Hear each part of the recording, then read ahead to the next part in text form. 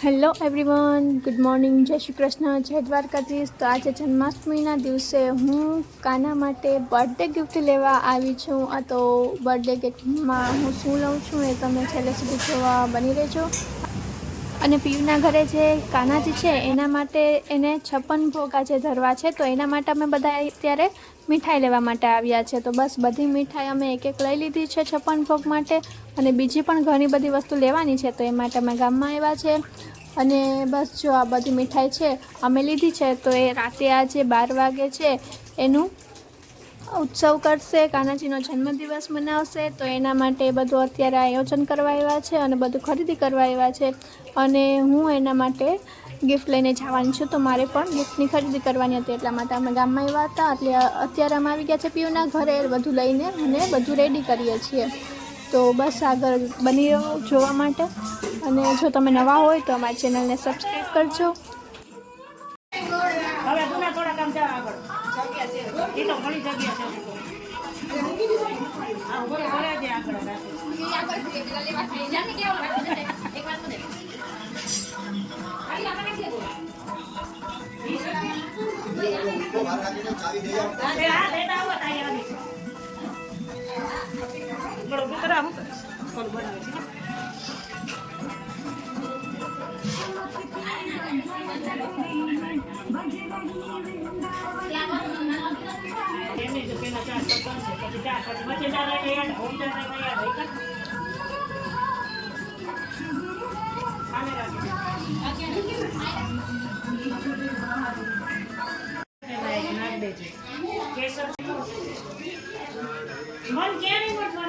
Hello everyone, બધાને જય દ્વારકાધીશ। તો અત્યારે બસ અહીંયા પીયુના ઘરે 56 ભોગ આજે રાખ્યા છે, જન્માષ્ટમી છે એટલે। તો હું અત્યારે 12 વાગે આજે કાનાનો જન્મ થશે, તો હું એના માટે બર્થડે ગિફ્ટ લઈને આવી છું। અત્યારે તો હું અહીંયા આપી જાઉં છું, અને 12 વાગે જ્યારે પીયુ અનબોક્સિંગ કરશે ત્યારે એ વિડીયો બનાવશે અને આપણી સાથે શેર કરશે।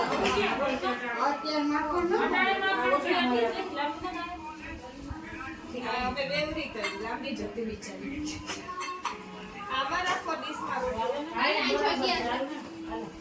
તો પછી પૂરી જ કરાય ને રામે રામે દેખાડ્યું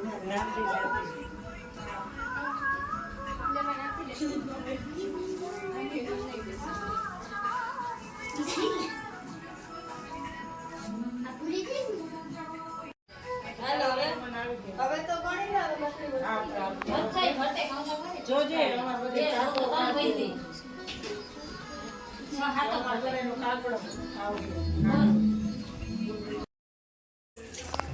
તો અત્યારે દ્રષ્ટિ છે એ મેં જે ગિફ્ટ આપ્યું હતું એ અનબોક્સિંગ કરે છે, તો તમે બધા પણ જુઓ કે મેં શું ગિફ્ટ લીધું હતું કાના માટે।